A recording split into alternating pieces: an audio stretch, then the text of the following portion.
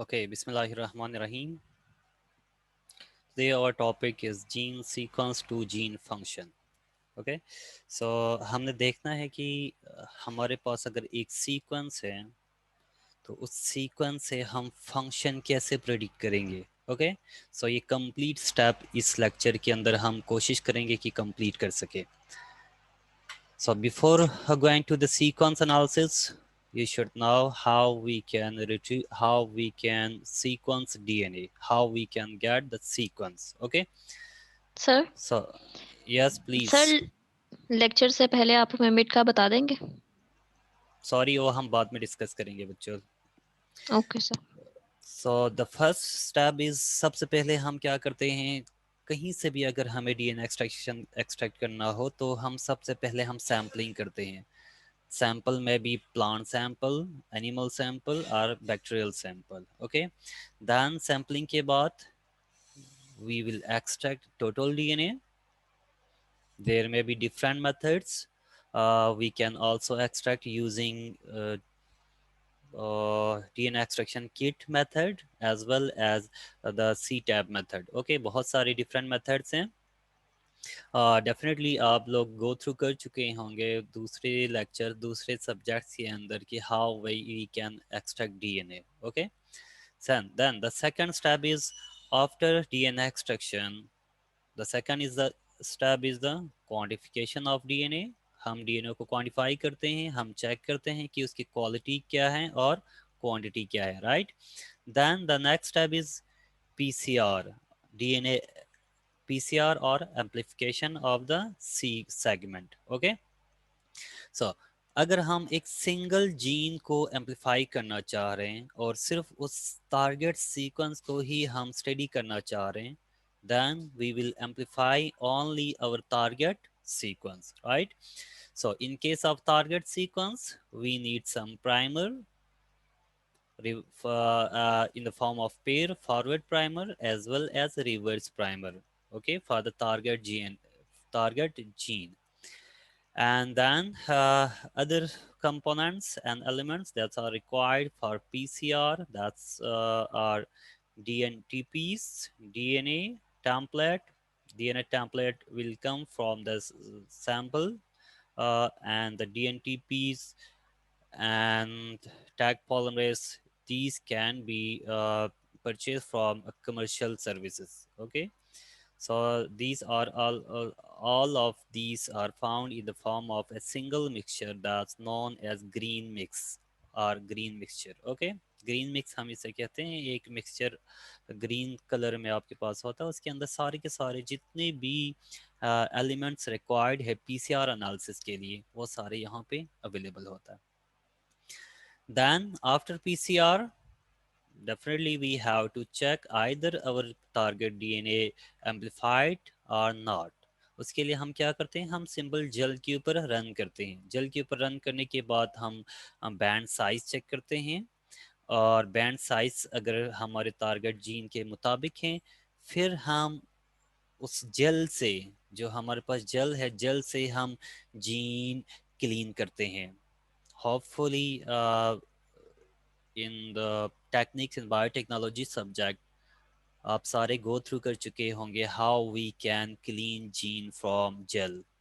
ठीक है, so then from the cleaning next step is the preparation of or sequencing. Sequencing के लिए हम उस जीन को, उस डीएनए फ्रैगमेंट को हम तैयार करते हैं. तैयार करने के बैकग्राउंड में ये 4 स्टेप्स हैं, 3 स्टेप्स हैं, और ये स्टेप्स हम खुद यहाँ पे नहीं करते. हम जस्ट जीन एम्पलीफाई करने के बाद हम सीक्वेंसिंग कंपनीज को बेचते हैं, वहाँ से वो खुद लाइब्रेरी प्रिपरेशन करते हैं. लाइब्रेरी प्रिपरेशन के दौरान हमारे सीक्वेंस के दोनों साइड पर अडॉप्टर्स लगाते हैं. these are adapters, these different colors are adapter. this is our PCR product, और PCR प्रोडक्ट के एंड के ऊपर अडॉप्टर्स लगाते हैं ताकि इन अडॉप्टर्स के ऊपर जो सीक्वेंसिंग के दौरान प्राइमर डिज़ाइन कर सकें और उसके बाद फिर उसकी उस सीक्वेंसिंग होती है, right. At the end of the sequencing we get this type of sequence, इस तरह के हमारे पास एक फाइल आती है, और वो फाइल इन दैट्स में be in the form of ACI, और दैट्स में बी CSCF या ABI, ठीक है, डिफरेंट फॉर्मेट होता है। सो एट द एंड आपके पास ये सीक्वेंस आपको मिल जाता है, ठीक है। देन इस सीक्वेंस को हमने क्या करना होता है, यहाँ से आगे बायोइन्फॉर्मेटिक्स एनालिसिस स्टार्ट होता है। अभी तक हम जो परफॉर्म कर रहे थे that's was part of biotechnology, ठीक है, lab work experiment. So through lab work experiment we have we have obtained the sequence. Okay, then the next analysis is the bioinformatics analysis. Bioinformatics analysis means how which type of information can we get from the sequence, and how many different types of analysis can done using this sequence, ठीक है। आप एक single sequence के base पे आप कौन कौन से एनालिसिस, आप बहुत सारे डाउन स्ट्रीम एनालिसिस होते हैं उनको आप करते हैं। सो हम now in the our lecture, our target is to go to the next step from here. This is bioinformatics analysis, और यहाँ से हमारा नेक्स्ट स्टेप है कि हमारे पास सीक्वेंस आया। अब उस सीक्वेंस के बाद now move to this topic. हमारा टारगेट क्या है अब, gene sequence to gene function. अगर हमारे पास एक सीक्वेंस है और तो उससे हम फंक्शन की तरफ जाते हैं कि उसका फंक्शन क्या हो सकता है, कौन सा रीजन कोडिंग रीजन है, कौन सा नॉन कोडिंग रीजन है, कौन सा कौन सा ओप रीडिंग फ्रेम है, दिस लाइक, ठीक है। So the first step is the visualization of our sequence using different tools. Here is a tool, यहाँ पे एक tool है DNA Baser. DNA Baser is a tool. Okay, we can also move to this website. ये एक tool है, just like यहाँ से यहाँ से सीक्वेंसिंग डेटा से हमारे पास ये लोग हमें सेंड करते हैं फाइल्स, और I can show here the files.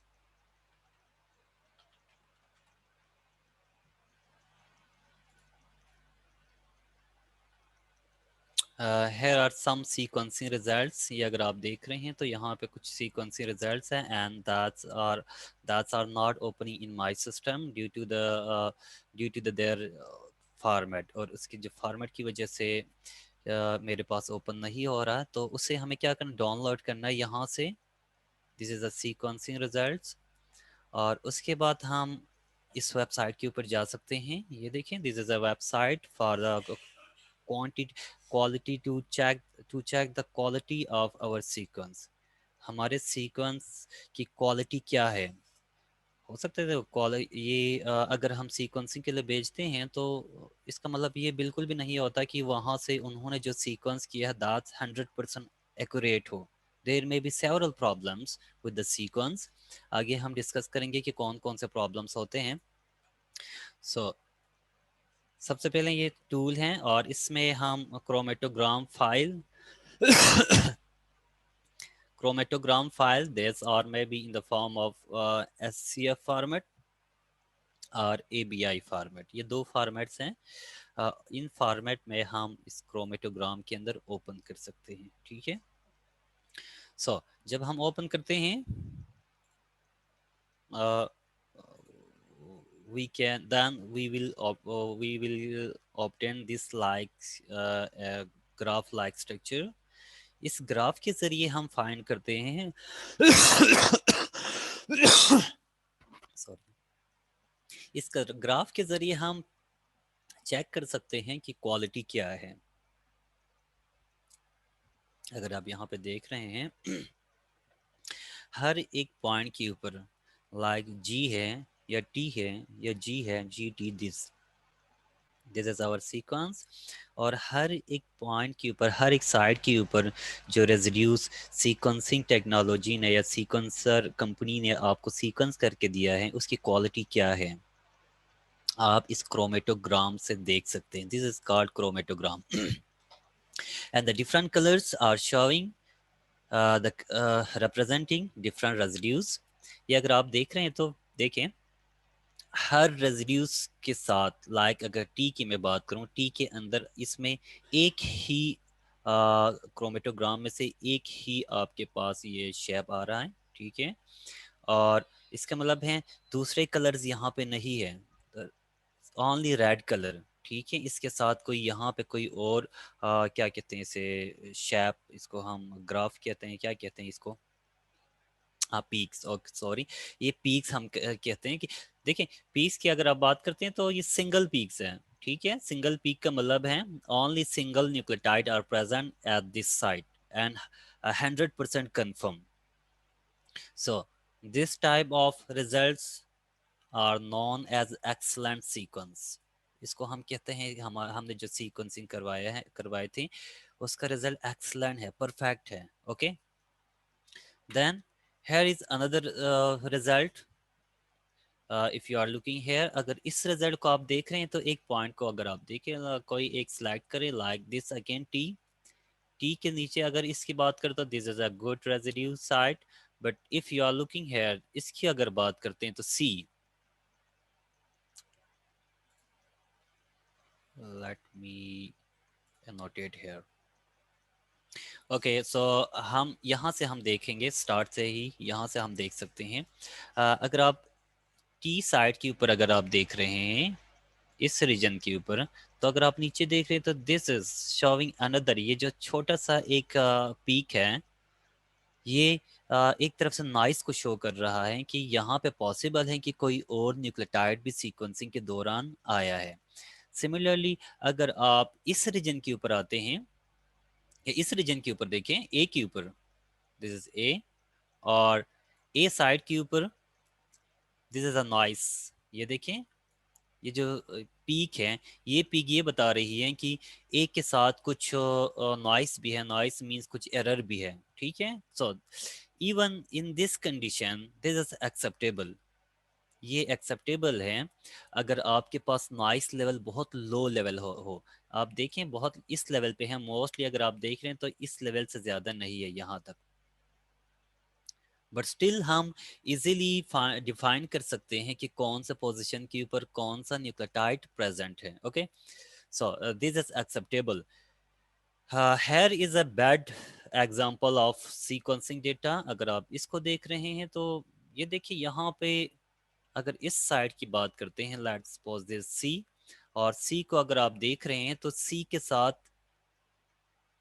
According to the sequencing ए भी है और ब्लैक में कौन सा जी भी है। So this is a bad sequencing result, ठीक है। इस तरह के अगर आपके पास रिजल्ट आए तो फिर आप या तो ये कि हम दोबारा से एम्पलीफाई करके दोबारा से सीक्वेंसिंग के लिए भेज दें। हमें फिर इस तरह के अगर रिजल्ट आ जाएं तो हाँ, हमें ट्रबल शूट की ज़रूरत है, फिर बैक साइड पे हमें दोबारा से जाना पड़ेगा कि क्योंकि हमारा सीक्वेंसिंग डेटा गुड नहीं है इस कंडीशन, राइट। इस कंडीशन में एक्सेप्टेबल है, दिस कंडीशन में too bad, okay. So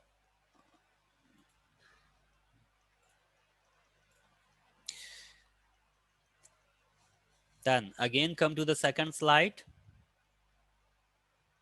Let me clear the screen. Okay, not three possibilities for a point mutation. अब हम अभी हमने देखा कि जो हमारे पास रिजल्ट है क्रोमेटोग्राम के फॉर्म में। उसमें जो बैड सीक्वेंसिंग है, बैड सीक्वेंसिंग है या बैड सीक्वेंसिंग से तो ये है कि हम फाइन ही नहीं कर सकते, हम डिफाइन नहीं कर सकते हैं कि एक पोजीशन के ऊपर ए है, टी है या सी है, okay. So there are maybe some other possibilities like point mutations. Point mutation अगर हमें कोई, हम सीक्वेंस को अलाइन करने के बाद हमें कोई पॉइंट म्यूटेशन नजर आए तो there may be two possibilities, three possibilities, एक यहाँ पे शो नहीं हो रहा, लेट मी शो हियर।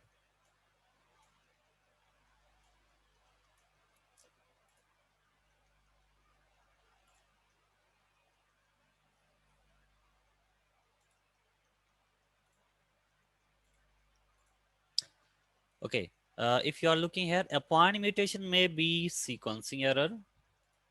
ये सीक्वेंसिंग एरर हो सकता है, और सीक्वेंसिंग एरर के लिए क्या करना है हमें, चेक क्रोमेटोग्राम। चेक क्रोमेटोग्राम का मतलब है इसको आप चेक करें, इस वेबसाइट के ज़रिए आप अपने फाइल को यहाँ पे अपलोड करें। यहाँ पे ऑप्शन होगा अपलोड के लिए, मेरे पास अभी फाइल नहीं है, इस वजह से मैं यहाँ पे अपलोड नहीं कर रहा हूँ। आप ये जब आपके पास सीक्वेंसी फाइल आए तब हम इसको देख सकते हैं, ठीक है। आप यहाँ से चेक कर सकते हैं कि किस पॉइंट के ऊपर लाइक, अगर मैं यहाँ पे टी है, या इस पॉइंट की मैं बात करूँ तो टी के साथ अगर, और यहाँ पे टी है, टी के साथ इस पॉइंट पे अगर म्यूटेशन है तो हम ये कह सकते हैं दैट में बी सम सीक्वेंसिंग एरर। ये देखें क्योंकि टी के साथ कुछ एडिशनल न्यूक्लियोटाइड्स भी यहाँ पे शो हो रहा है, लाइक टी के साथ ये ब्लैक में है तो जी में है, ठीक है। सो in this case, the mutation may be sequencing error. The second option, mutation during PCR amplification. PCR amplification के दौरान भी म्यूटेशन पॉसिबल है, क्योंकि प्रीवियस लेक्चर में हमने डिटेल में डिस्कस किया था कि अगर हम पॉलीमरेज को 2 KB से ज़्यादा अगर हम एम्प्लीकॉन साइज बढ़ाते हैं तो उसकी कैपेसिटी कम हो जाती है और एरर के चांसेस बढ़ जाता है, ऐसे ही कहा था। तो similarly there may be some error during the PCR amplification. So इस कंडीशन में हमें डीएनए पॉलीमरेज को चेंज करना होगा। In replace of tag polymerase we should use PFU DNA polymerase, this is another polymerase, और इसकी फिडेलिटी बहुत ज़्यादा है। इसकी फिडेलिटी का मतलब है कि इसके अंदर कैपेसिटी बहुत ज़्यादा है और एरर चांसेस कम है, ठीक है। So next possibility, real mutation. अब रियल म्यूटेशन हो सकता है, अगर ये दोनों म्यूटेशन ना हो आपके सीक्वेंस के अंदर, ये दो म्यूटेशन आप चेक करने के बाद अगर आपके पास अगेन म्यूटेशन हो, then we can say that is a real mutation, ठीक है। आपके सीक्वेंस के अंदर जो म्यूटेशन है वो क्या है, रियल म्यूटेशन है, okay. So then the next step is हमारे पास, let's suppose we have the sequence. हम सीक्वेंस एनसीबीआई से लेते हैं, यहाँ पे से कोई सीक्वेंस हम ले सकते हैं एनसीबीआई से एज अ टेस्ट फाइल। हम यहाँ से एटीपी, यहाँ से हम सीक्वेंस लेंगे टेस्ट फाइल के तौर पे, ATP gene like this.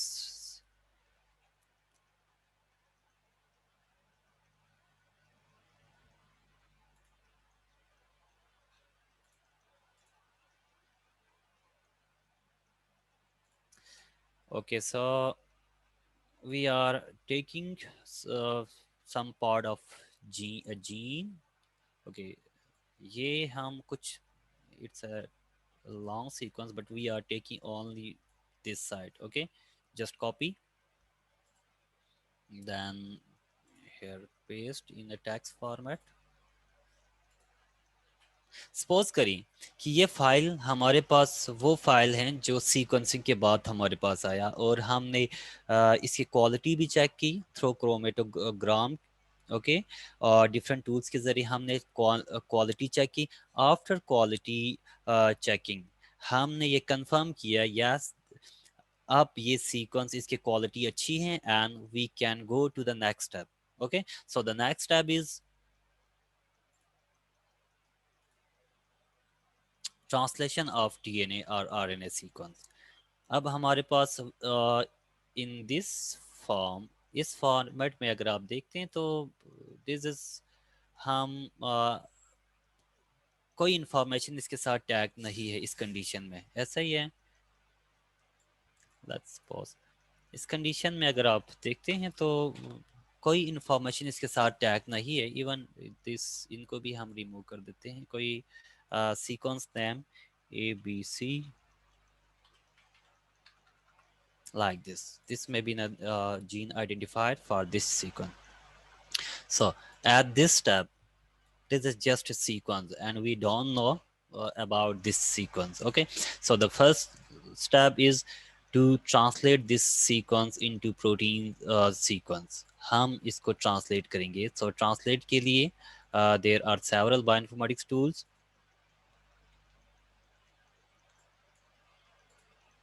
So आप इस वेबसाइट को यूज कर सकते हैं, ExPASy translate tool. Okay, just paste here the sequence, copy and then paste. So here are some options कि आपने जो आउटपुट फॉर्मेट है कौन कौन से फॉर्मेट में रखना है. हम इसको एज सच रखेंगे, डीएनए स्ट्रैंड एज सच रखेंगे. जितने भी यहाँ पे डिफ़ॉल्ट पैरामीटर्स हैं हम डिफ़ॉल्ट ही रखेंगे. Okay, then translate it. अगर आप देख रहे हैं तो ये इसके ट्रांसलेशन है 6 फ्रेम के अंदर. ठीक है, 6 फ्रेम. ये 3 फॉरवर्ड एंड 3 रिवर्स फॉर्म में है. सो अगर आप देखते हैं तो ये डिफरेंट रीजन से इसकी ट्रांसलेशन हो रही है. और क्योंकि हमने एक रैंडम सीक्वेंस लिया है, सो द ट्रांसलेशन में बी डिफरेंट. अब इस फॉर्मेट में ऐसा लगता है कि ये जो जीन है, ये जो सीक्वेंस है, this is not from the coding sequence. ये कोडिंग सीक्वेंस से नहीं है. क्यों? क्योंकि जब हम ट्रांसलेट करते हैं तो जो मैक्सिमम आपके पास रीडिंग फ्रेम आता है, maximum length of reading frame, उसी को ही हम काउंट करते हैं और नेक्स्ट उसकी तरफ हम एनालिसिस की तरफ जाते हैं. अगर आप इसमें देख रहे हैं तो लेंथ काफ़ी ज़्यादा है, but still these are showing the reading frames यहाँ से यहाँ तक. उसके बाद स्टॉप कोडॉन है. और अगर आप देखते हैं तो हर जगह पे जहाँ पे भी एम है, methionine is the start codon, is the start amino acid. So जहाँ पे भी M आ रहा है वहाँ से ये कंसिडर कर रहा है कि यहाँ से आगे एक न्यू प्रोटीन रीजन या प्रोटीन सीक्वेंस हो सकता है. ओके, सो इसके ज़रिए इन दिस सीक्वेंस, इस सीक्वेंस के अंदर हमें कोई इतना अच्छा रिजल्ट हमारे पास नहीं है. So we can move to another gene. हम कोई एक स्पेसिफिक जीन लेना चाहते हैं, प्रोटीन्स लाइक दिस.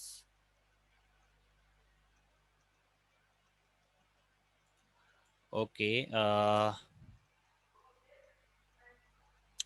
कोई किसी के जहन में कोई जीन नेम है तो बता दें.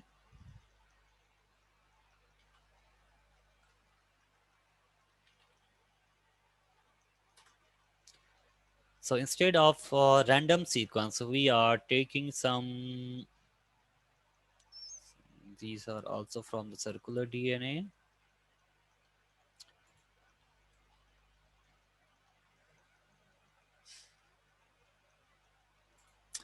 Arabidopsis thaliana.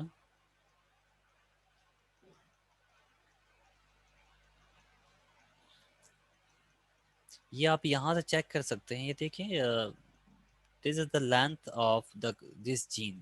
इसका मतलब है ये कोई सिंगल जीन नहीं है, this is a complete chromosome. Okay, अगर यहाँ पे लेंथ मिलियंस में हो, इसका मतलब है ये कंप्लीट क्रोमोसोम है. ठीक है, सो ये सारे जीन आप देख रहे हैं तो क्रोमोसोम नंबर 1, क्रोमोसोम नंबर 2, 3. सो इस फॉर्म में हमारे पास कोई ऐसा जीन नहीं है. लेट्स सी अगर ये रेफरेंस रेफसैक के अंदर जीन अगर हो.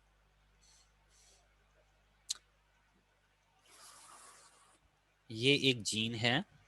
सो इसका सीक्वेंस हम यहाँ से ले सकते हैं.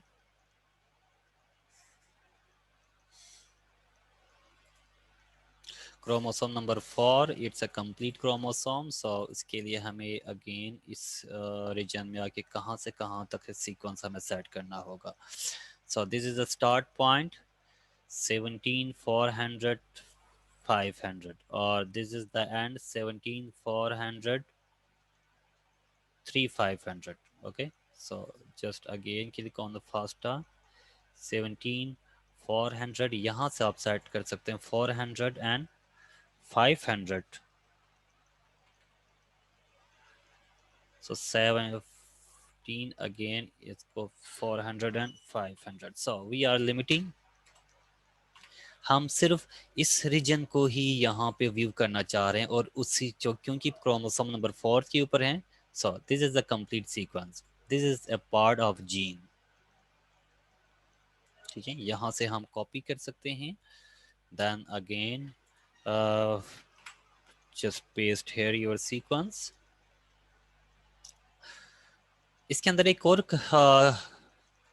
कॉम्प्लेक्सिटी भी है. अगर आप यहाँ पे देख रहे हैं तो we have taken the complete gene sequence. complete gene sequence का मतलब है इसके अंदर एक्सॉन भी है, इंट्रॉन भी है. Okay,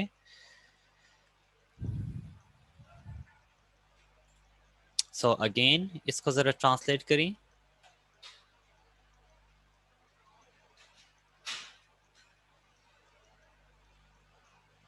That's again giving different parts. अगर इसका मतलब ये है कि again this is not a complete mRNA. ठीक है, एक complete mRNA का मतलब ये होता है जब आप इसको ट्रांसलेट करें तो एग्जैक्ट आपके पास कोई एक फ्रेम होना चाहिए और उस फ्रेम के अंदर यहाँ से सॉरी बैक यहाँ से या यहाँ से कुछ तकरीबन इतने रीजन के अंदर एक बगैर किसी ब्रेक के आपके पास फ्रेम आना चाहिए. ठीक है. So again we can tag some other sequences.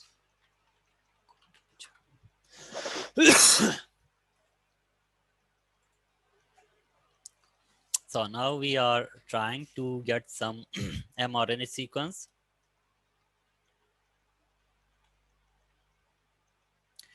Cotton.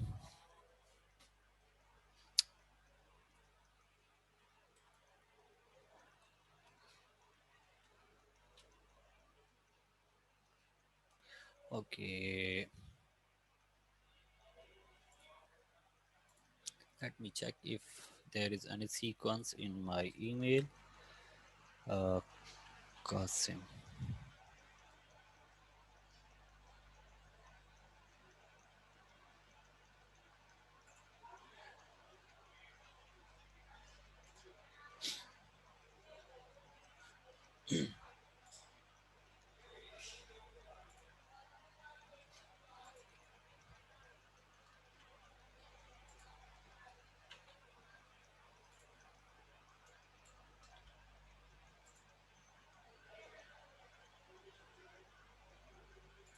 Okay,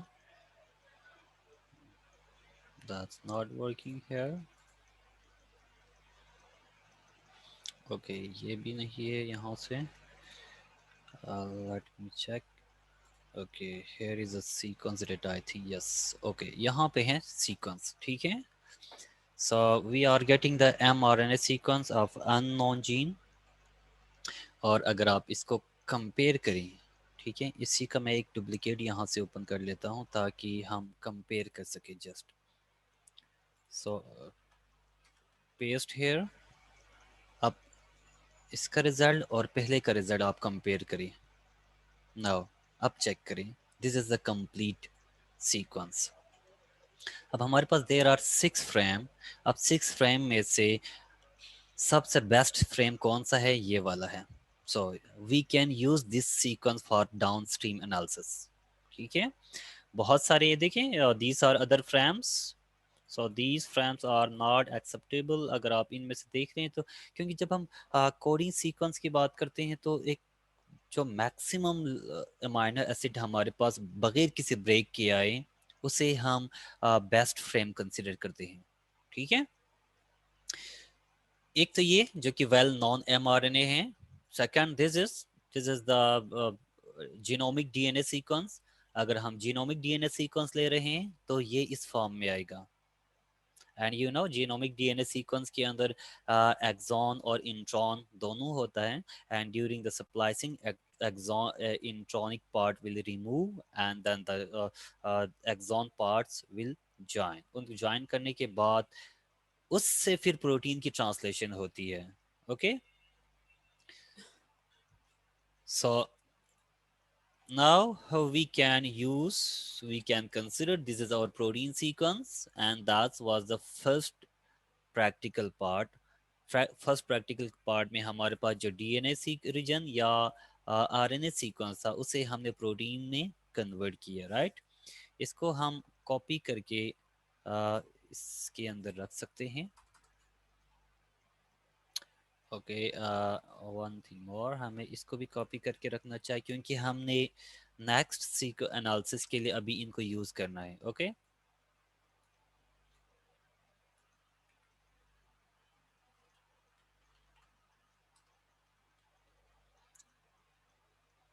and this is the cotton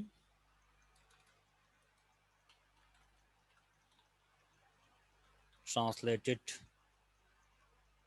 amino acid sequence. Okay, so हम जस्ट यहाँ पे शो कर रहे हैं कि ये हमने ट्रांसलेट किए फर्स्ट स्टेप के ऊपर. So what is the next step? Sequence length. हम सीक्वेंस लेंथ भी फाइंड कर सकते हैं. Sequence length means how many number of base pair are there, nucleotides are there, कितने न्यूक्लियोटाइड हैं. इवन ये हम यहाँ से भी देख सकते हैं. आई थिंक यहाँ पे भी कोई रिजल्ट होगा इसके अंदर भी.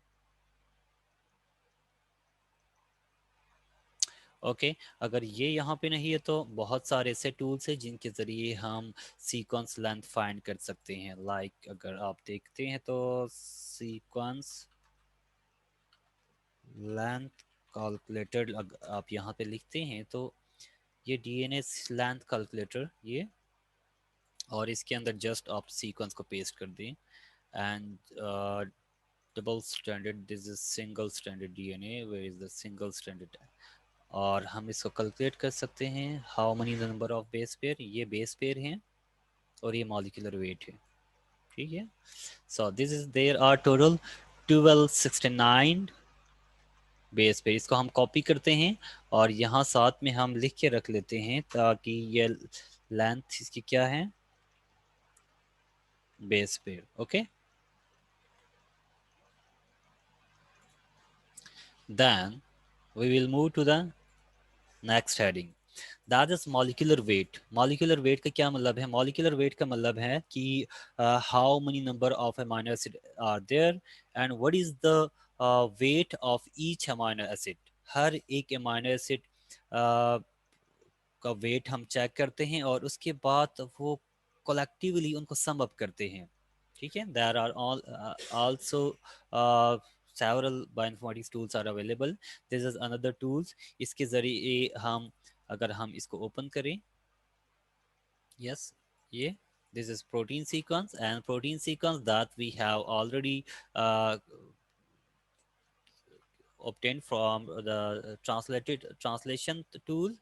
And now we can check here the molecular weight of our sequence. Okay, that was cotton.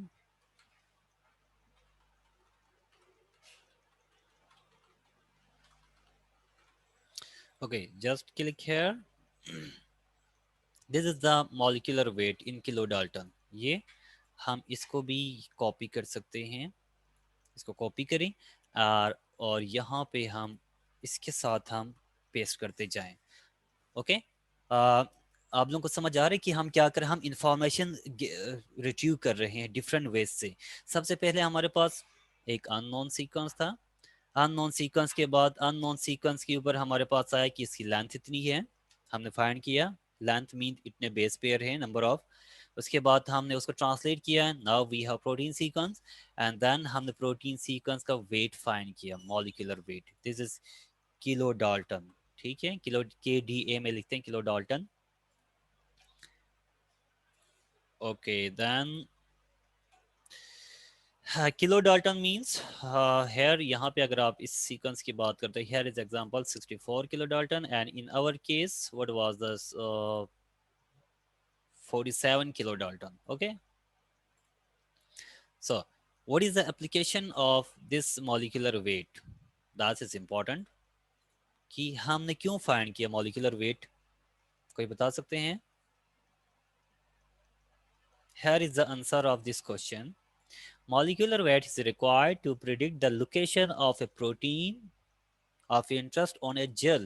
जब हम प्रोटीन एक्सट्रैक्शन करते हैं तो हम प्रोटीन जल के ऊपर रन करते हैं, एसडीएस की जल के ऊपर, ठीक है, एसडीएस जल के ऊपर हम वहां से हम प्रेडिक्ट कर सकते हैं, क्योंकि हमें ऑलरेडी इंफॉर्मेशन है हमारे पास, हम जानते हैं कि उसका मॉलिक्यूलर वेट क्या है।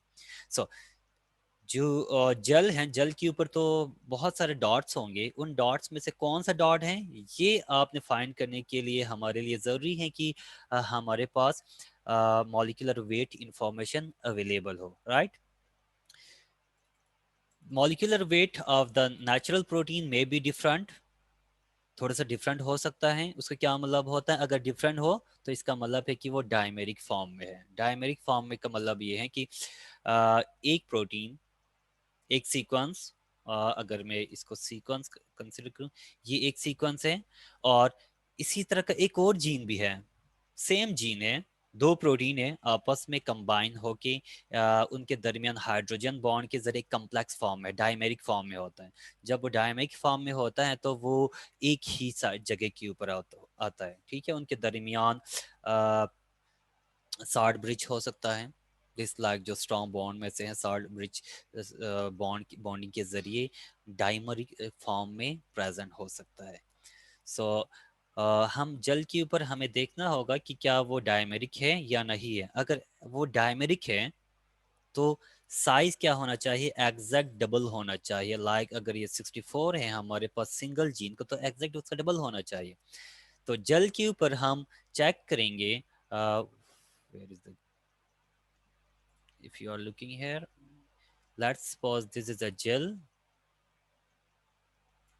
और हमने प्रोटीन को यहाँ से रन किया है, राइट। प्रोटीन रन करने के बाद कुछ डॉट्स इसमें इस तरह हैं, कुछ यहाँ पे हैं, कुछ यहाँ पे हैं, कुछ यहाँ पे हैं, और कुछ यहाँ पे। यहाँ पर हम लेबल्ड अमाइनो एसिड्स या प्रोटीन यहाँ पे हम लेडर की फॉर्म में रेफरेंस हम ऐड करते हैं,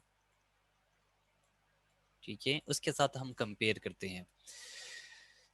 अगर इस फॉर्म में हो, लाइक अगर ये है इसका मॉलिक्यूलर वेट, लेट्स सपोज हमारे पास जो एक्सपेरिमेंटली जो मॉलिक्यूलर वेट है वो है इसका डबल कितना होगा, 248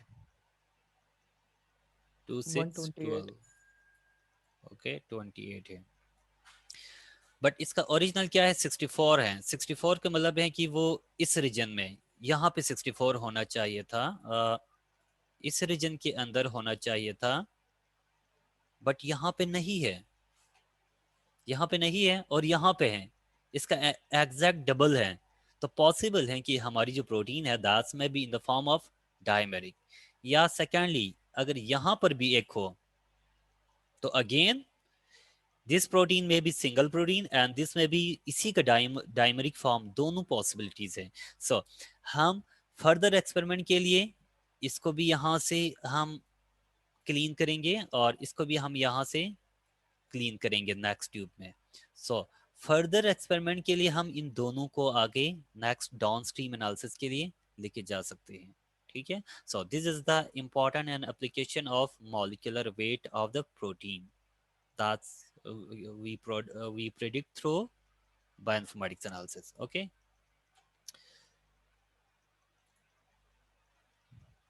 is there any question from this slide? No, Is sir. there? Okay, then the next tab is open, finding of open reading frame. Again this is same thing from the translation, same चीज़ है। Translation के अंदर, अगर translation में भी हमने देखा कि हमारे पास डिफरेंट फ्रेम्स आते हैं बट ये यहाँ पे ओपन रीडिंग फ्रेम का मतलब ये अगेन वही होता है कि आपके पास अगर एक सीक्वेंस है तो वो 6 फ्रेम में ट्रांसलेट होता है, 3 from one strand and the 3 from the template strand of that sequence, ठीक है। 1 from 3 from forward, 3 from reverse, इस तरीके से आपके पास 6 फ्रेम आता है, जस्ट लाइक दिस, इसकी तरह, ठीक है। So in this case again, okay, we will also go through the, हम इसके भी go through करते हैं ज़रा ORF finder के ज़रिए। Again we need a sequence and for this we have this DNA sequence। ये हमारे पास एक sequence है, इसको हम copy करेंगे। अगेन हम यहाँ पर न्यूक्लियोटाइड इन फास्टा फॉर्मेट, जब भी आप कोई टूल यूज़ करें तो सबसे पहले चेक करें what is the requirement of that tools, what is the input format, ठीक है। So this will should be in FASTA. अगर मैं जस्ट यहाँ पे पेस्ट कर दूँ तो this is not a FASTA. So FASTA के लिए मुझे क्या करना है, FASTA format. In case of FASTA format, the information, all FASTA format always start with the greater sign followed by some identifiers. My sequence, okay, the name of the sequence was cotton. So this is the identifier name, okay. This is the symbol for FASTA and this is sequence. Sequence will start from the next line, इसको हम FASTA कहते हैं, ठीक है। First line हमेशा grated sign से start होता है followed by the identifier and the next line से आपका सीक्वेंस स्टार्ट होता है, राइट। देन फ्रॉम, इसको हम सेट नहीं करते हैं, इसका मतलब ये है कि अगर आप किसी स्पेसिफिक रीजन को अगर आप सेट करना चाह रहे हैं तो कहाँ से कहाँ तक, हम हमारे पास जो कंप्लीट सीक्वेंस है उसको को ही हम 6 फ्रेम में कन्वर्ट करना चाह रहे हैं। here are some options, ATG only, ATG yes, ATG में ही है हमारे पास, क्योंकि हम जो सीक्वेंस सबमिट करें that's are only in form of ATG, okay। So just click on this। so आप again 6 फ्रेम देखेंगे, तो 3 फॉरवर्ड से 3 रिवर्स से, ओके। देखिए this is the result of ORF, open reading frame, and this is our sequence. ये ऊपर जो top पे हैं ये हमारा सीक्वेंस है, ठीक है, ये लाइन हमारा सीक्वेंस है। And these lines, these red lines, red lines are showing the frame, ORF frame, ठीक है। ORF frame means the translated protein, कौन सा जीन के अंदर, आपके जीन के अंदर कौन सा रीजन है जो कंप्लीटली किसी अमाइनो एसिड को कोड कर रहा है, okay. This is ORF1 and these arrows, ये जो एरोज हैं these are indicating direction of the gene, direction किस फॉर्म में है।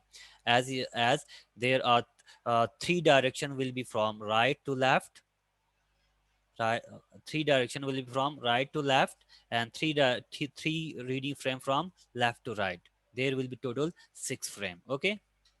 ये देखिए these are the frames, reading frames, और ये स्ट्रैंड है plus stand, negative stand, again same thing, plus stand means from left to right, जो आपका फर्स्ट सीक्वेंस है, जो सीक्वेंस आपने पेस्ट किया है उसे हम प्लस स्टैंड कहते हैं, राइट। और नेगेटिव स्टैंड मींस ये ऑटोमेटिकली ना उसका एक टेम्पलेट सीक्वेंस ड्रा करता है, उसे हम नेगेटिव सीक्वेंस कहते हैं, okay. So if you are looking here, this is the length of amino acid and the length of ORF। So हम कौन सा select करते हैं, the largest length ORF will be considered as the best reading frame, ठीक है। So in this case this is 90, this is 120 and this is 1269। 1269 means ये सबसे best ORF है। सो इस ORF को हम क्लिक करके इसी ORF को हम कंसिडर करेंगे and this is the first ORF। ये प्रोटीन है, ये वही प्रोटीन है, अगर आप इसको कॉपी करें यहाँ से और अगेन अगर यहाँ पे मैं तरह पेस्ट कर लेता हूँ नेक्स्ट सीक्वेंस,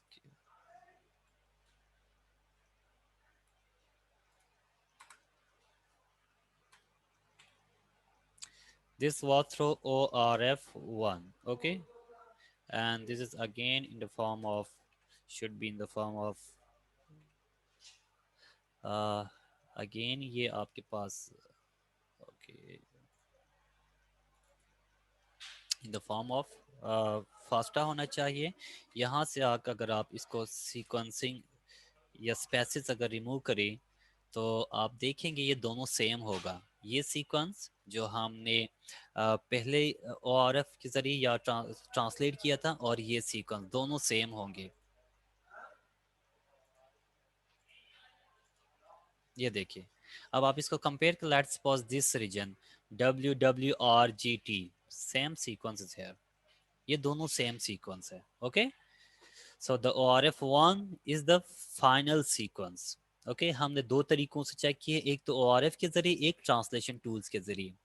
दोनों ने एक सीक्वेंस को, हमारे इस सीक्वेंस को 6 फ्रेम में ट्रांसलेट किया। 6 फ्रेम के बाद हम 6 फ्रेम में से हमने जो बेस्ट फ्रेम था उससे उसको हमने सेलेक्ट किया है। Okay, so this was complete result of ORF। So here are some written form. These are just for reading. Search for ORF reading frame in the DNS sequence. That's already we have done.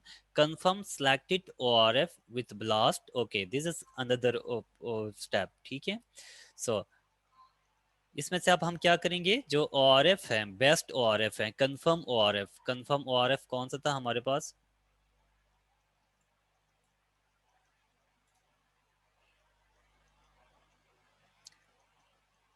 Okay, where was the, okay, this was our best ORF। अब इस ORF को confirm करना है। So we are trying to get multiple information. Now we are moving to the similar genes. अब हम देखना चाह रहे हैं कि ये जो इसको हम ब्लास्ट करेंगे तो हमें आइडिया होगा कि हमने जो ORF फाइंड किए है वो एक्यूरेट है या नहीं है। ठीक है, ब्लास्ट में अगर किसी सीक्वेंस के साथ सिमिलरिटी आ जाए, इसका मतलब है वो ये ORF acceptable है और बेस्ट है। Okay, so now we are copying this and going to the NCBI blast P। okay, where is NCBI blast? Here is the blast option,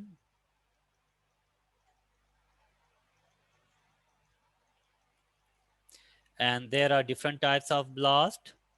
so we are using protein as the input।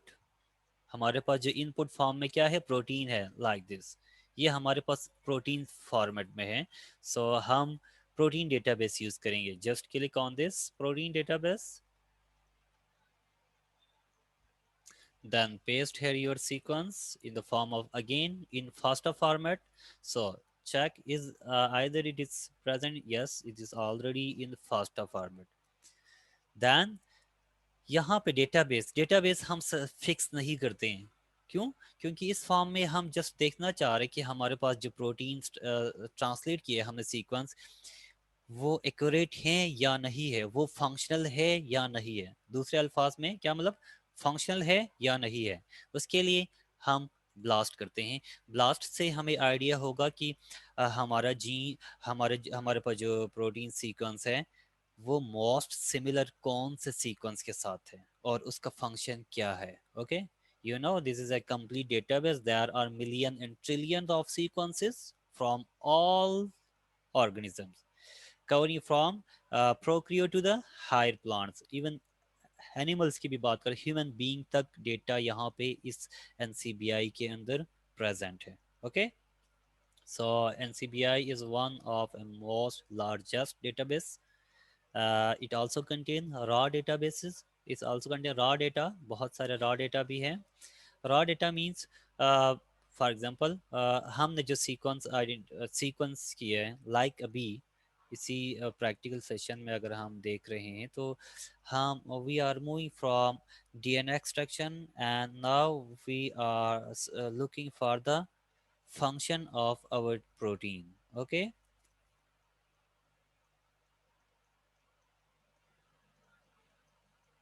so just wait for the results। it will take some time, so because we did not select it or we did not specify the database. अगर आप background में जब database को specify करते हैं then it will be fast, but if we use the NR or non-redundant sir class का database. Time खत्म हो रहा है। Yes, I know, dear student. Okay, this is our last slide. If you are looking here, yes, this is from Gossypium raymondii और इसके साथ similarity 95% है and percentage identity this and this। इसका मतलब है कि ये जो प्रोटीन है that is accurate protein and from organisms भी हमने देखना है कि जिस ऑर्गेनिज्म से हमने एक्सट्रैक्ट किया है वो कॉटन है। ओके, कॉटन ऑर्गेनिजम्स हैं, इसका मतलब है कि हमने जो प्रोड्यूस किया protein that's accurate sequence. Okay, so this was the our today lecture and from the slide number 7 we will move to the next slide in the next lecture। okay, next lecture में हम यहीं से ही आगे चलेंगे। okay, if there is any question please let me know, otherwise I am closing this meeting। Sir meet का okay, thank you so much, we can discuss sir meet about MET in sir the बात next हाँ class please। okay, okay sir ठीक है।